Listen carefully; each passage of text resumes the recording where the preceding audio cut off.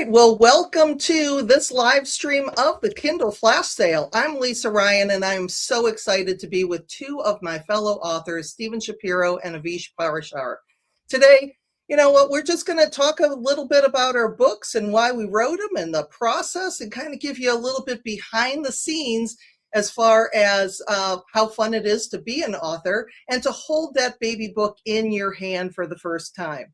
So I'll start with myself. Again, I'm Lisa Ryan and the new author of Smart Plant. This is lucky book number 13, but I wanted to write it. Really, it's about aligning AI, automation, and people, because the three of us were talking before the show, and we all know the robots are our friends. We all use AI every single day for a lot of our tasks to really make us more efficient.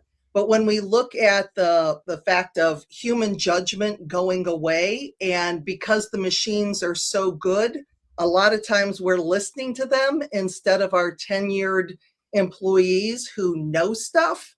That's a problem. So it's just some cautions as we look to the future and the workforce future. It was a lot of fun to write.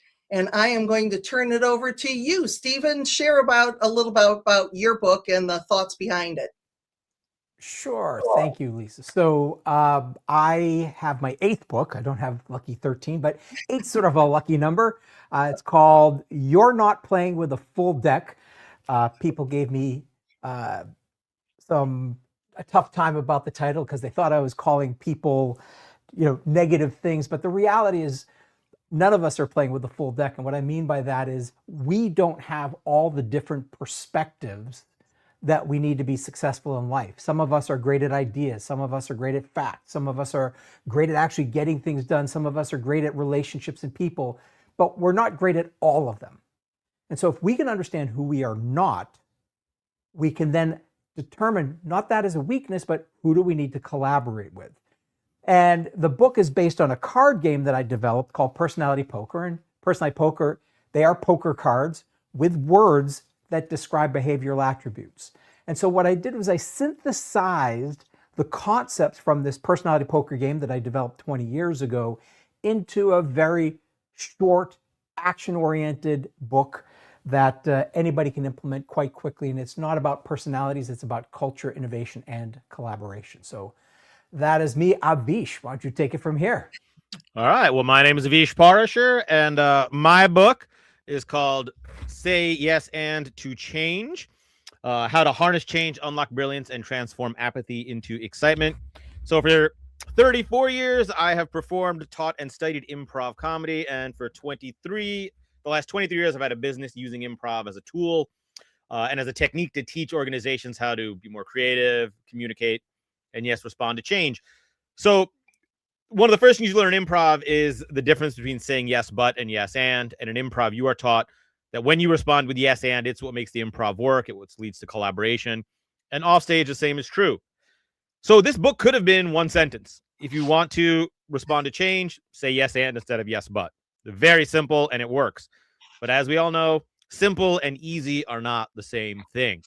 I teach this stuff. I've taught it for years, and I still mess it up. So I wrote a book where I took yes and, the 2 words, turned it into an acronym and a framework. So there's 6 steps that you can do to make it easier to turn your yes but responses into yes and to look at change not as something to get through, but as something to harness, as an opportunity to unlock the brilliance that I believe all people have. And perhaps most important and interesting, how to transform apathy, which is what I'm finding now to be the real obstacle to change, not resistance, into excitement. So that is me and my book in a nutshell. So, and one of the things when we look at writing our book and who we have in our minds for it, our audience, who is actually going to buy this book? Because of course, of authors, we're going to be like, well, everybody needs our book and everybody needs this information. Just like in as speakers, we do the same thing. Who's your audience? Everybody. No, they're not. So if we look at our audiences, like mine, obviously, with a book with a title called Smart Plant and a robot on it, my target audience has always been manufacturing. But I thought that it was really interesting when I did the training for the flash sale and for the launch of my book is that I had one of the women on the program say, Lisa, this isn't a manufacturing book, this is a leadership book. So it's nice that that is out there. But when it comes to the actual target audience, mine really is that manufacturing, construction, skilled trade, because when we look at the point of people who have been in a plant for years or decades, they've built up their sensory library. I mean, they can see and touch and hear and feel when something's off that the robot or the AI may or may not pick up. So that's probably my best audience. And actually, like, excuse me, like I said, from the title of it, that's my primary audience, but it is fun to see the reviews coming in from people across industries that are finding value. So Avish, again, when you think about improv, we all love improv, and yes and is obviously a concept that we can do. But who are you finding that is relating the most of your book? Where are you having the most success with it? Well, my parents told me I was a special snowflake, so my audience is everyone. Uh, no, it's not. No, it does apply to everyone, but yeah, you're right. And so I found that it was really, and even knowing what you're saying, like I'm too ADD. I couldn't pick just one. So my book really is written with two people in mind. And in fact, the end of each chapter has action steps for two different groups. So there's two people I wrote this book for. Number one is the change leader. Usually in some kind of knowledge work. Like I've done some stuff with like manufacturing, but really it's more like office type knowledge workers. And the way I describe it in the book is you're a leader who's leading a change and you believe in your people. I'm not a positive person. Some people love conflict. I don't. I don't want to work. I didn't write the book for the person who's just looking to argue with everything I say. I want the leader who probably sees more in their people than they see in themselves, and they just can't get them to get there. They're overwhelmed by change, they're apathetic, they're resistant. I just want them on board. So the kind of inspiring leader. And then the change weary employee, the employee who's been through reorgs and changes and the new technology, and they're just burnt out, which is what leads to apathy. I want that employee, the one who's just struggling to go through the motions because of change, and to read this book and to walk away saying, oh, if I shift how I look at change, I can be more effective and I can be happier and I can be excited at work again. So it's the leader leading the change and the employee being forced to deal with it. All right, awesome. Stephen, what about you? What have you found as far as your target audience? Well, I have a very specific audience. I mean, given that it's called, or based on a book called Personality Poker, it is only for people who have a personality. So that's it. I'm out. If you don't have a person. Okay. That is such a niche. How have you even found anybody to buy that book, for goodness sake? There's only 4 people on the planet. So so the book, so it's interesting though. What? Yeah, it's a bestseller in its own category. People with no personalities. So the biggest problem I ran into is when I created Personality Poker, I used the word personality in it. So people automatically assume Personality Poker is a personality assessment. And it was never designed as a personality assessment. It was always designed as an innovation, collaboration, and cultural diagnostic tool. So I can, with these cards, very quickly determine why a company is struggling to grow, pinpoint exactly what's happening with their people that's preventing them from innovating and collaborating. It could be silos, it could be just imbalances. And so the book shifts it away from personality. It actually has very little to do with the personality of the individual, and it has a lot to do with the personality of the teams, the meetings, and the company. So it really gets to the leaders, team leaders, people who run meetings, people who are C-suites, executives, and top executives. Anybody who feels like their team is struggling to grow, that they're not collaborating the right way, that they're not getting the results that they want, that they know they can get more out of their people, not by working them harder, but getting them to play to their strong suit in a way that also then allows the teams to play with a full deck, which just means we have every style in the right role. The work is dealt out. People are playing as powerfully as they can. And so it's basically team leaders looking to get the most out of their people, where it becomes natural and effortless. And if anybody is watching this on the replay or tuning in live in a little bit, then they're probably here because they're thinking about writing a book. They have wrote a book and they don't know how to market it. Or, I have a book in me and I really want it to come out. So we've talked about, first of all, kind of getting in mind who the book is going to be written for, or at least having some ideas around that. I mean, obviously, I wrote that with manufacturing in mind. Avish, and you were able to narrow it down, even with your ADD, which was awesome to two people. See how that works? And Steve, Stephen has, that super niche of only people with personalities. But so as you were getting started in this book, or if you want to think way back in your book writing journey, what prompted you to write the book, and how did you actually get started? Because I think that's the question. I know I have this book inside of me, but I don't even know where to start. So, Stephen, tell us a little bit about your book writing journey and what that looked like. Yeah, mine goes back quite a few years. In 1996, so 30 years ago, I was running a 20,000 person innovation practice at the consulting firm Accenture.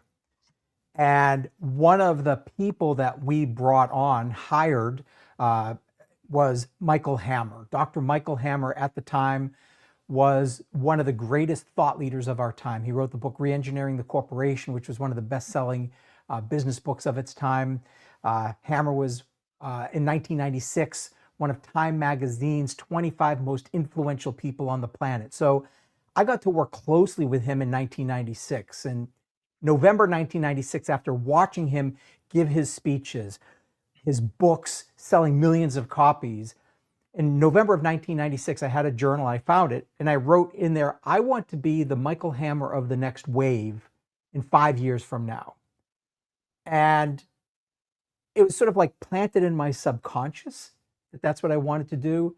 And the crazy thing is, my first book came out, so that was November 1996 that I wrote that. November 2001, 5 years, almost to the day, my first book came out, and I decided to leave Accenture. My book launch party was my leaving Accenture party, and I started becoming a professional speaker and continued down my path to write books, give speeches, and just have this incredible time. So I got into books just because I was motivated by someone else who had done it and inspired me to try to do it myself. That's awesome. Avish, what about you? Well, I started my speaking business in 2003, and a fun little tangential story here. When we start out, what do? You go to networking events, right? So one of the first networking events I ever went to was at this place called the Atlanta Bread Company in Plymouth Meeting, Pennsylvania. And the speaker at that event was a guy named Steven Shapiro, who awesome. was talking about, he was living out of his car at this point, not because he was poor and destitute, because he just decided, I'm going to do goal-free living, and I have one crate of material, and this is my life. And I'm like, what have I gotten myself into? But that was like one of my first experiences in this. Was Steven was there, and David Newman also was there. Some of us know. But when you're a speaker, you are told you got to have a book. You got to have a book. So in 2006, I wrote my first book called Improvise Success, more as like a calling card. It was basically just a collection of essentially articles, 16 different principles. I pivoted my business to focus on yes and. So in 2012, I wrote a book about that. And I modeled that after The Dip by Seth Godin. So it's a very light book, very mindset. And as most of us do, Lisa, you probably think every year I need a new book, and then you write it. Yes. I think every year I need a new book, and I put it on the to-do list. So 14 years later, I finally wrote the next book. But the difference here is, rather than being a collection of ideas like the first book or a sort of mindset, I wanted to write a useful, applicable book. And I read a book called Write Useful Books as sort of a guide. I wanted a book that when someone read it, they would be able to do something with it, to take yes and to themselves, to their organization. Both from a giving standpoint, I wanted people to do something with the book, but also from a marketing standpoint, I wanted something tactical. As a keynote speaker, so much of what I do is mindset and entertainment and engagement. And so the book becomes a tactical piece where ideally they'll take it and do something with it, or they'll take it and then call me. But I didn't want it to just be a marketing piece where it's like nice ideas. It's like, no, this is it. And I think this also came from Stephen, who I heard years ago say, you can do done for you, done by you, or done with you. And the book, you can do it yourself. You can that's like you buy it, you do it yourself, or you can do it with me. You can call me up and say, look, your book is great. We want you to help implement it. So that's kind of the journey and my motivation behind writing this book. Well, when you first I started, gotta say, Lisa, I want to hear your story, but I just gotta say, what a memory! Like, I can't believe, like, when you started saying Atlanta Bread Company, I'm like, I think I've been to that place.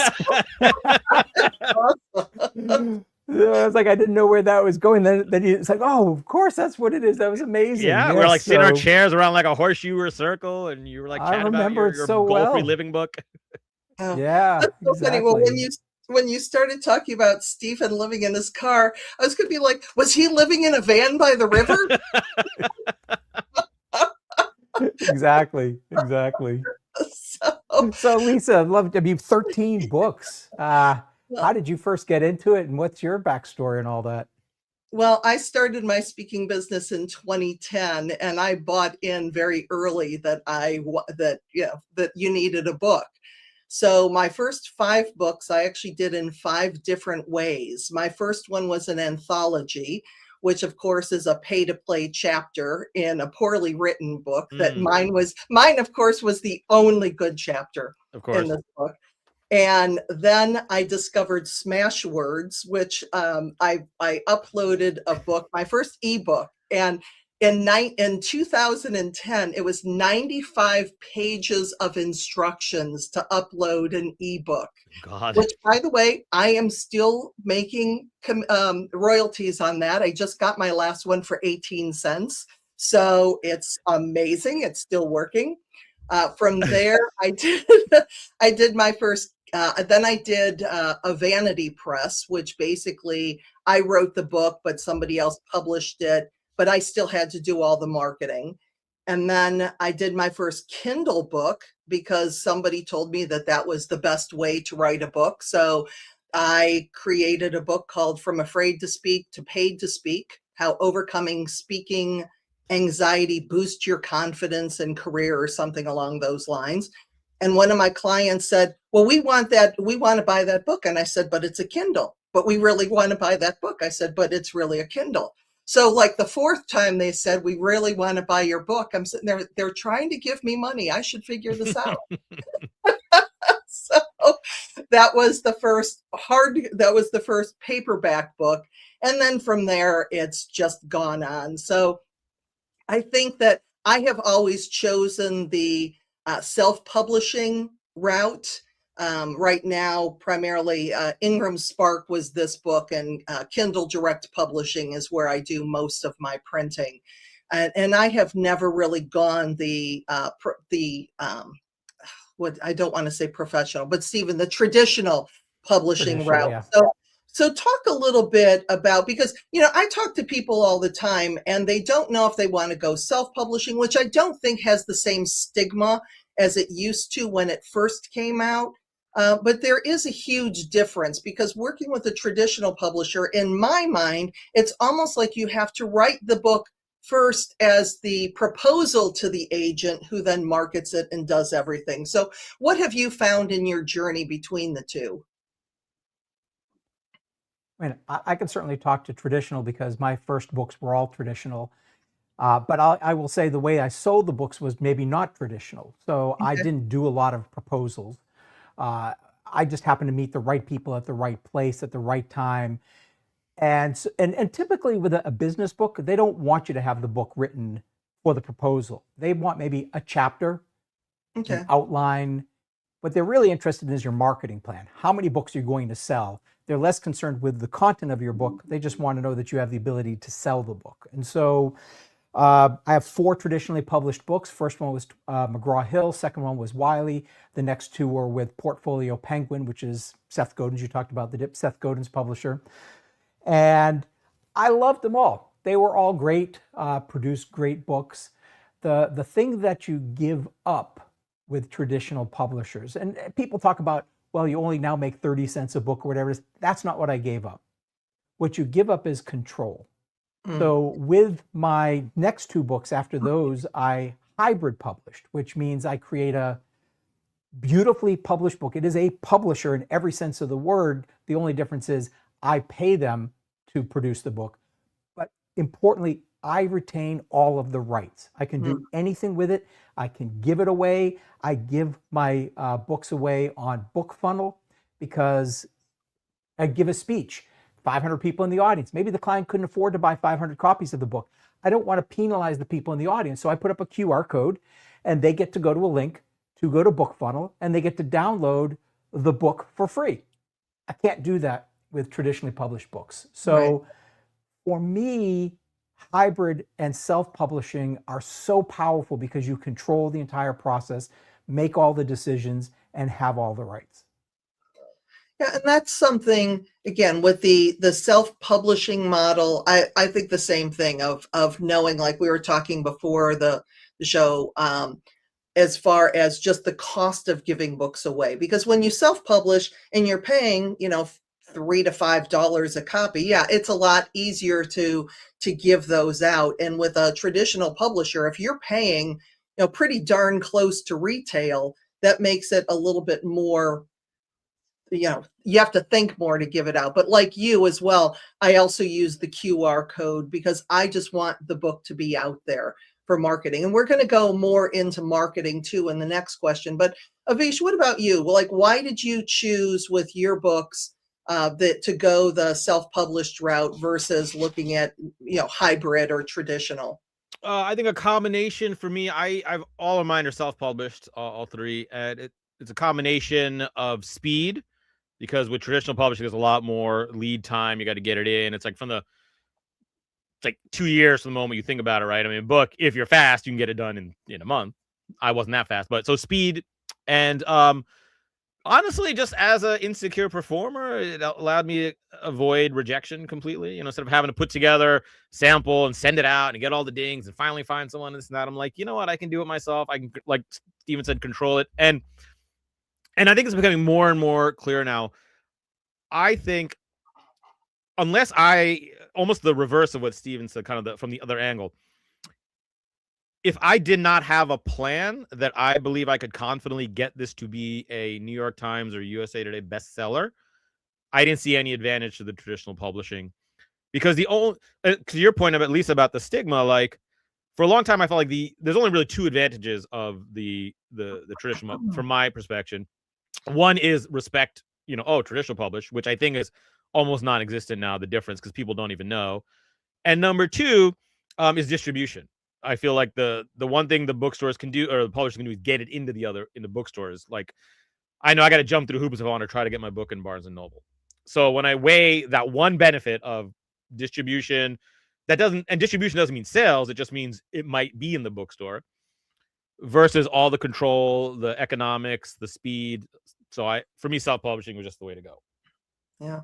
And when I think about marketing, a lot of times people believe that if I just have this book, kind of like the Field of Dreams, if I write it, they will come, and all I have to do is sit back, chill, and let people find my book. What they don't understand, and even with traditional publishing, you're still a marketer.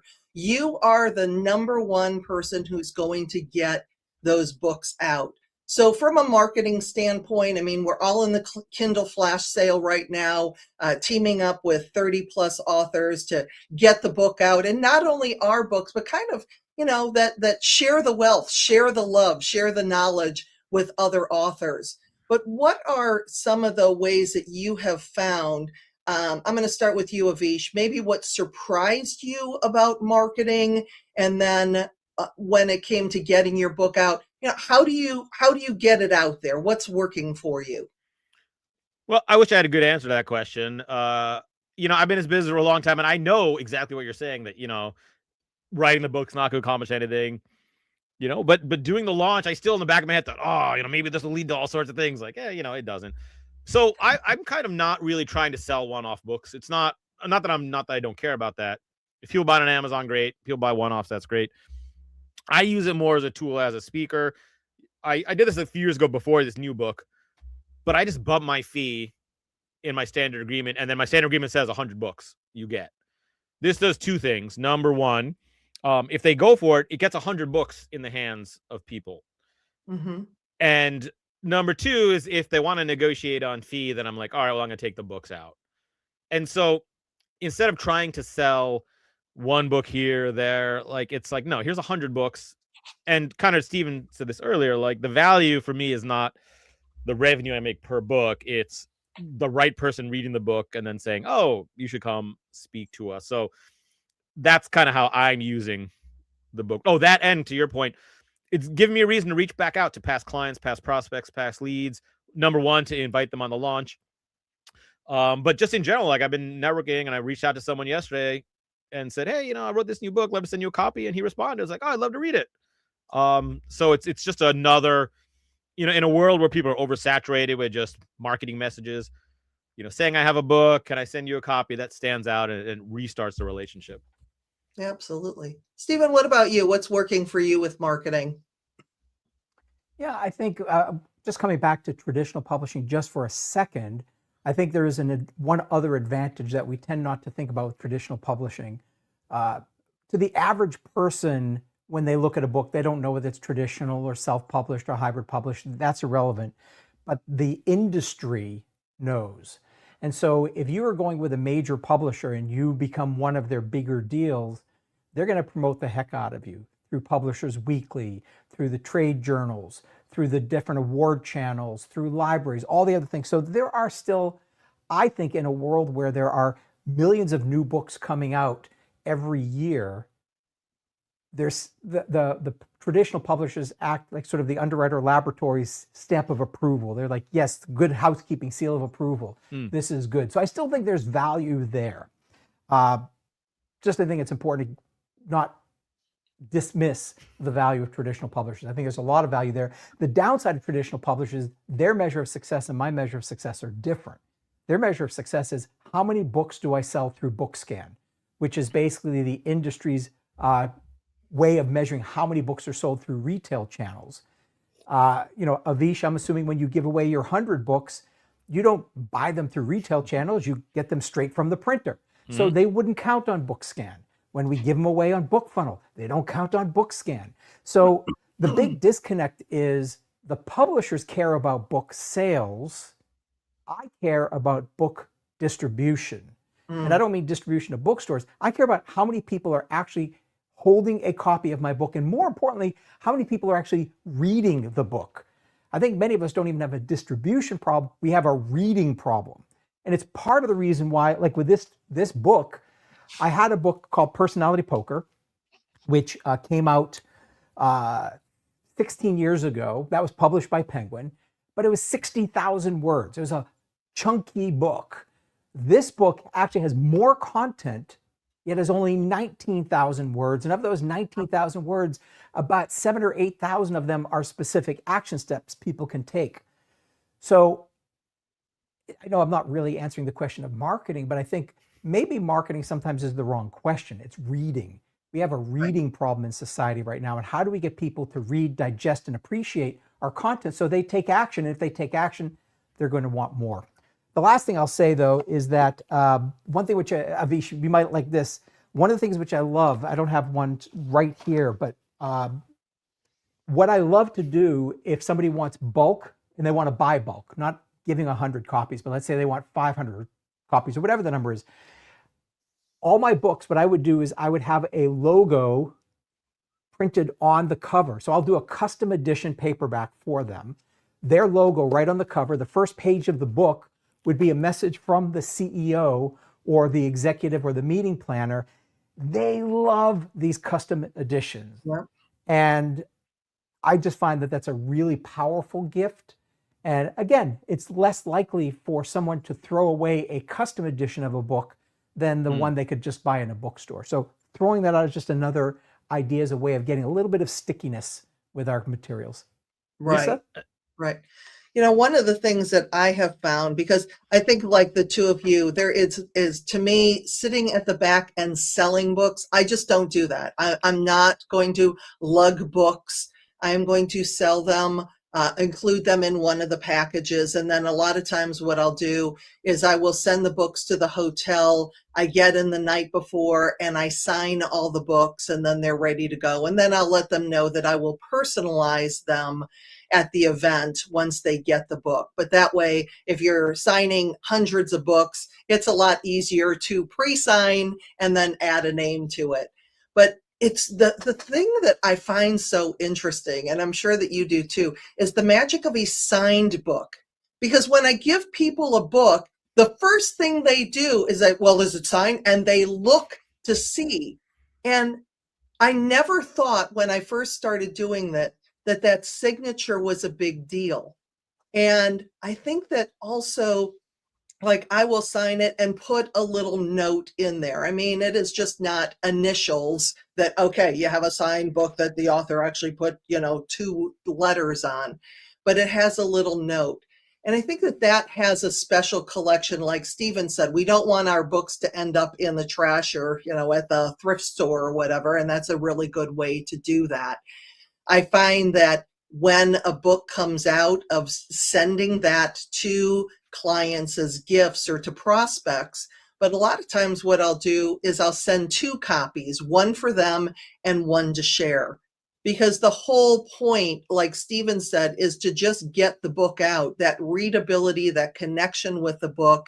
And when people like it, number one, if they have 2 copies of it, they're going to give it to one of their friends. But we start to get that conversation going somehow, and just figuring out, again, some people like sitting at the back and signing books and having people taking orders, or however they do that. That's just not my thing. And I think with all of us being professional speakers, we find out what works well for us, because everybody will tell you, oh, with your speaking business, you need to do this. With your book, you need to do this. You should do this. You should do this. And they just should all over you. So it's finding out what works best for you. Like I said, when it comes to writing the book, figuring out your title, figuring out your market, figuring out just how to go through and talking to people. But when they're giving advice, not feeling that you have to listen to it all. So I know we've been talking about books and packaging and marketing. So Stephen, I'm going to put it to both of you and let you also play facilitator. So Stephen, you are now the host, and where would you like to go with this conversation? Whoa, that's a little bit of a curveball. I like it. Yes, it is. I don't have Avisha's background on improv, so yes, and it's Avisha's turn. There we go. Well, first, before I ask a question, I want to just give Avish, you threw out a book called Write Useful Books by Rob Fitzpatrick. Great book, all around beta reading. And that's really going to be my question, is like, how do you actually sort of validate your books?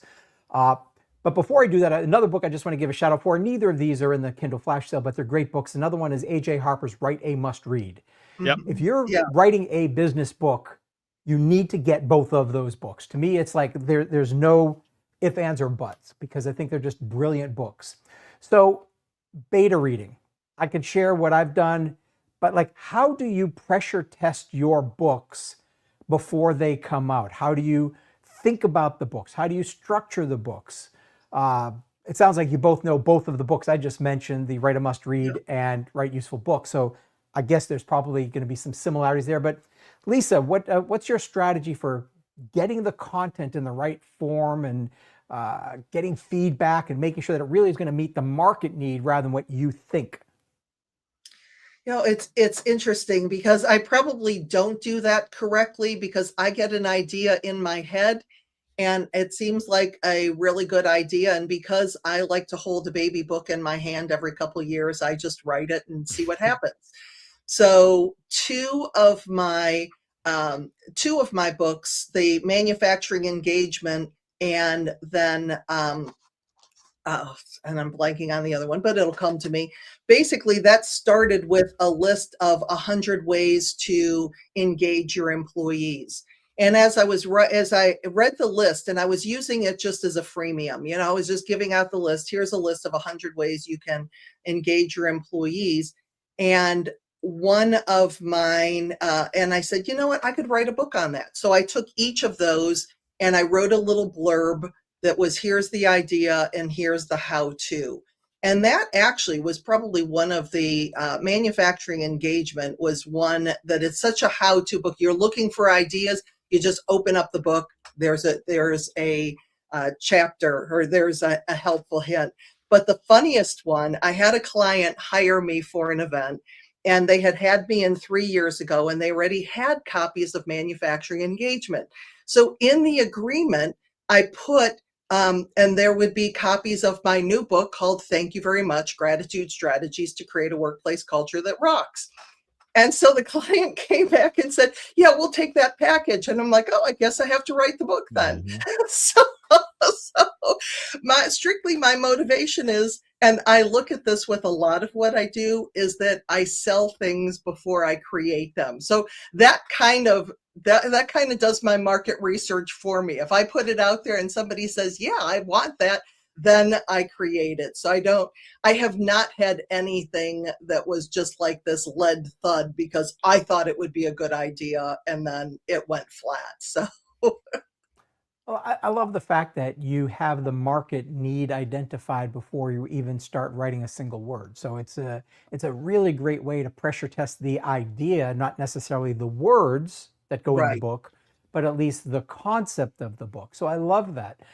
Vish, what you mentioned, Rob, have you used his Help This Book software or something like that for your No, books? I just, I consider that, and David, you would recommend it. I didn't quite like the interface for my end, but and I also, the two books I used were Write Useful Books and How to Write a Bestseller by AJ Harper. So for both of those, the stress testing, I mean, my process was I got the idea, and then I reached out and I interviewed, like, I don't remember exactly, between 10 and 20 leaders just to get their perspective on how they led change, combine that with some of the stuff from my podcast interviews to see what are the common themes. And then I wrote drafts. And here's where I used AI, not in the writing, but I went and the prompt I put in was, you are a hard-nosed sort of a jerk editor. You don't care about feelings. You only care about creating and publishing bestsellers. What feedback do you have to make this an A+? And I used two. I took the chat GPT and edited it based on that. Then I went to Claude with the same prompt. And so Claude was basically improving it. Then I went to a human developmental editor and said, because I figured the better I could give the developmental editor, then I took that after I incorporated her feedback. Then I used about 6 beta readers and I tried to get a cross section. I had a couple just straight like leaders, industry people, a couple of speakers who speak on change and stuff, and then a couple of people who are a little bit familiar with improv and applied improv. So that was kind of my stress testing, was, repeated feedback to make sure that it was applicable and relevant. Like I got an abundance of ideas, right? That's easy. As an improv guy, creative guy, I can write lots of things I think are brilliant, but I'm like, well, is it relevant to you? So it was an iterative process, and it's hard as someone with a fragile ego, letting things go and taking the feedback like this isn't working or this is irrelevant. But I think it ultimately made it stronger in the end. How about you, Stephen? What's your process for validating? Yeah, I would start with, before validating, I would start with AJ Harper's Write a Must Read, which was the line that always sticks with me from her book is, don't write about something, write for someone. And it's just a sentence, but it's like so powerful. So if you put yourself in Lisa, you ask the first question or the second question, who's the book for? If you get absolute clarity who that person is, what their pains are, what their issues are, what their challenges are, and you can speak their language, you're on the right track. And then I did use Rob Fitzpatrick's helpthisbook.com for beta reading for 2 reasons. And I've used it on multiple books.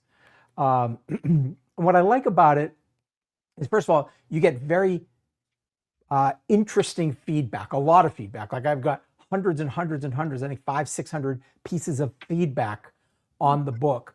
But here's the interesting part about beta readers, whether or not you use the software or not, is they become advocates. So when it comes time to start promoting the book and you put together a launch team and you try to get people interested in it, these are the people who become your best advocates for the book. And if you reach out to people who you want as clients or you want to re-engage as clients, there's something special about them feeling as though they put their thumbprint on the book. And so I love to engage people as much as possible before I publish.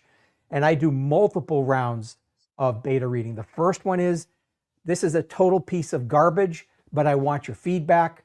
The second round is, okay, maybe it doesn't suck as much, but it's still got a lot of work to do. Here's the third version. We're getting closer. Here's the fourth version. And each time I bring in new people and expand the number of people. And it just worked really well for me from a quality of book and also from a marketing perspective. Yeah. And I like the combination of, like Avish said, of using the robots to get it as clean as possible and then having the humans do the, that kind of final judgment so that we're making sure, because we are marketing to humans and not robots. So Avish, yes, and you are now the host of this program in our last couple minutes together. Yeah, and I had a question when you first asked Steven that. I'm like, oh, I got a question, and now I've completely forgotten it. So let's see let's talk about the actual writing process. Lisa, you've done 13, Steven 8, I've done 3. Like, what is your approach to it? Do you enjoy it? Is it like a real internal battle to force yourself to sit down and pound out the words? Kind of what is your process and how do you feel? Like, is writing a book a joy for you, or is it like, you got to do it, so you sit down to do it? Lisa, why don't you go first? Okay. Well, it was funny because I've been working with my coach and mentor, Randy Gage, for 6 years now. And last fall, he challenged me and he said, I want you to come up with your next 2 books. And the first book I said was, well, I think that I would write about legacy. What are you going to do with your manufacturing plant when you're done? Do you sell it to your kids, to a venture capital firm? Do you create an ESOP? Like, what do you do? And I said, and the second book is really going to be focused on AI in the future and how we're removing human judgment from manufacturing because AI is just getting so good. And Randy told me, that the legacy book, that's evergreen. You can write that 20 years from now and it will be the same book with different characters. And I was like, but the AI book is harder. But but he pushed me on it. And then what I realized, and you had mentioned your podcast, is I've had my Manufacturers Network podcast now for 5 years, and I've interviewed more than 200 manufacturing experts. And so the book started to write itself as I went back through those conversations and just saw the justification for it. So for me, I love to write. And with my last book, Gear Up for Greatness, which was a total book of fiction, it was my first business fable, and it was so fun to write. And I also realized that fiction is exhausting, and I'm much more of a nonfiction girl. So Smart Plant started with a fiction story, kind of to set the stage, which was a accumulation of a lot of the stories that I had heard, and then I kept coming back to that. So no, I love to write. I love to go back over and get the feedback, and it's just, and then like I said, you get to hold that baby book in your hand, which is my favorite thing to do. Cool. How about you, Steven? So there's 2 styles of writing books. One is somebody who's very organized, methodical, and structured, in that they identify the 12 chapters, and for each of the chapters, they identify the 4 key points, and for each of those 4 key points, they identify the 3 subpoints, and then they basically paint by number is how I would describe it. I'm more like a person who's putting together a puzzle. I got a lot of ideas, and I got a lot of pieces, and I just throw them on the table. So I use Scrivener, which is a software that allows you to move micro pieces of content around. So I don't write chapters, I write thoughts. and imagine a whiteboard with hundreds and hundreds of index cards on it with different thoughts and text. And then I move them around and move them around and move them around. And I start throwing some things out and I start adding some things. And then eventually the puzzle comes together. So I don't know what the book is going to be until I'm done. Which to me is sort of a fun process because it's one of discoveries. Like, whoa, hey, this was very interesting. Or in some cases, like, holy moly, I got a lot more puzzle pieces I'm missing and I got to figure out which ones to get rid of. So it can be a frustrating process. But the key thing for me, and I'm just fortunate in that I live in Orlando, Florida. We have timeshares. And so what I do when I'm writing is I will lock myself in a timeshare, which has a full kitchen. I'll go there for a week. The first day I get there, I fill up the refrigerator with food. And then for 1 week, I don't leave the room.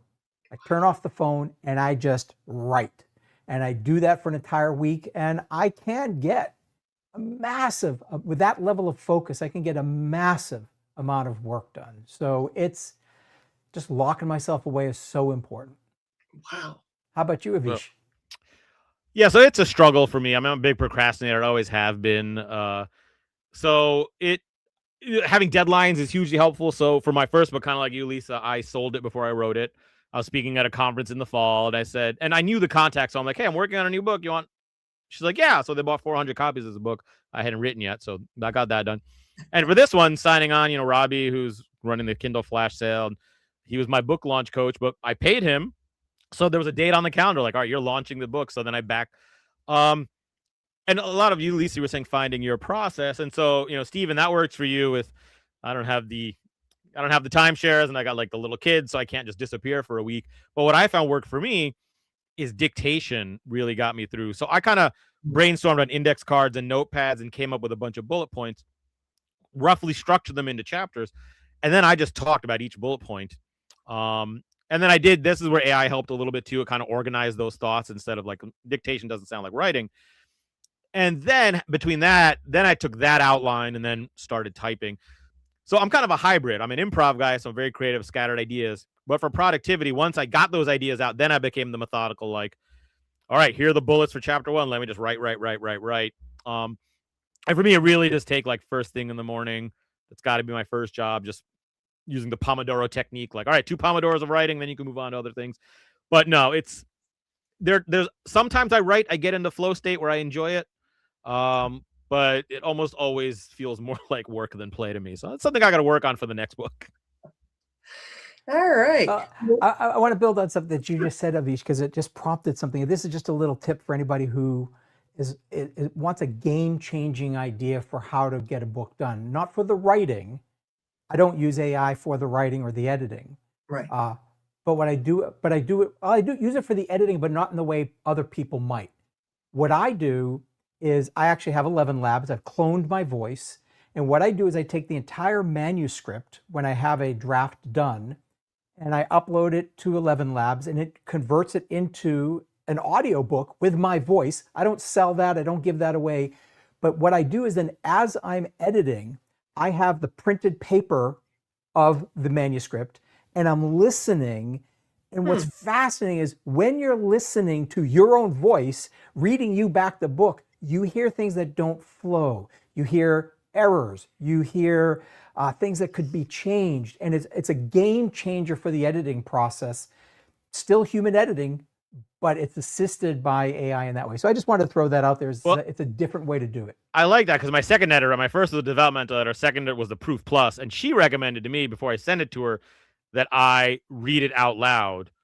And I did. I read the whole 45,000 words, read the whole thing out loud, every word. And man, I hated that process. But I did find things. I found some kludgy wording. I found typos. I found grammar. And so I like that idea, though, of like, instead of me reading the whole thing out loud, having an AI read it so I can listen while I read. I'm going to try that for the next book. Yeah, that's awesome. And the big advantage, too, is also if you read your words, you almost know what the next word is going to be. And sometimes I've done this. We read a word that's not there. We say what we thought was there, whereas the AI is only going to tell you exactly what's there. And I've caught some things that even having read the manuscript, I missed. So it's just great to have that irrefutable proof that you said or wrote something wrong there. And I love it in my own voice because then it feels more authentic as opposed to a generic AI voice. Again, I don't do anything with the recordings. They're for me only, but I think it's just an incredibly powerful way to do it. That's I all. love that. I would have never thought of that. I also read my book out loud. Actually, by the time, as many times as I read through that aloud and to myself, it was like, oh, let's just get this book out. I'm done reading it. Yep. Let other Right. people read it for once. All right. Well, we are starting to wrap up our live stream of our Kindle Flash sale with the 3 authors out of the 30 plus authors that are participating this week in the Kindle Flash sale. So let's just end with, if you're listening to this today and either thinking about getting some of the books that are in the Kindle Flash sale to expand your own reading library for the summer. Or maybe you're thinking about becoming an author so that you too can participate in a future Kindle Flash sale. Avish, what would be one word or one sentence of wisdom that you would want to leave somebody with who's watching this today? Ooh, wait, could you give me the context, the advice for someone who wants to get a book or to write a book? Yeah. What's the Either one. Get books on the sale. Maybe they have no interest in being an author, but what's the value of getting books from the sale at such a Yeah, great price? I'll say this is self-serving, but just get the books because they're like 99 cents each, and even if you're like, I don't have time now, like they're on your Kindle forever. And at a buck a pop, even if you bought every single one, that's like the cost of one hardcover book at the bookstore. It's just a great resource. I mean, I have books that are on my Kindle that I bought years ago and never got around to reading, and then I'll go back and read them like, oh, this is a great book. Like, so just if you're not sure at that price point, if it even seems remotely interesting, just pick it up and it'll sit in your account. Yeah, awesome. Stephen. So I'll give the advice for the aspiring author or the already authored person. And it's not my advice. Again, it's AJ Harper's. Write for someone, not about something. Because I just feel that if you can get into the heart and mind of the reader in a way that you can truly articulate their pain in a way that they aren't even able to articulate, that's to me the best way that you can have a book that somebody's going to want to read. So that would be my advice. How about you, Lisa? And for me, I think that, I love to read books and my Kindle is full of them. And especially after the Kindle Flash sale, I think I bought every single book that was on the thing. Because like Avish said, they were between 99 cents and $1.99. So where are you going to find that level? The other thing that most people don't know, and it's the hardest thing to do, but the power of the review.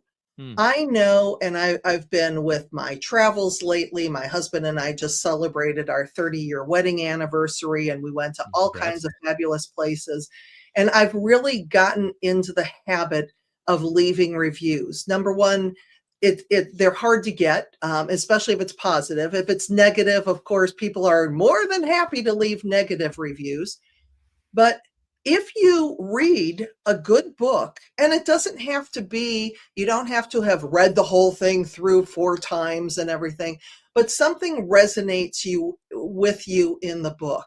Besides buying that author's book, besides going to that owner's restaurant or vacation or whatever, really take the time to think and share your positive experience in a review. It doesn't take a lot of thought. It doesn't take a lot of time. It can be your thoughts made better with the help of ChatGPT or Claude of putting the reviews out there. But that is just as that author is creating the gift of a book that you are now holding in your hands, your gift back to them can be leaving that honest, authentic review about the book, because it really does make a difference. That's great. I love that. Well, thank you for hosting this, Lisa. You did a great Yeah, job this as is our great. host. Thank you. Thank you. So for everybody tuning in, thank you so much for watching us today. Make sure you take advantage of the Kindle Flash sale that is ending today, July 16th. But just because the Kindle Flash Sale is ending doesn't mean that those books are still not out there and they're ready for you to both read and leave a review. So I'm Lisa Ryan. Again, thank you so much to my guests, Stephen Shapiro and Avish Parashar, and we will see you soon. Thanks. I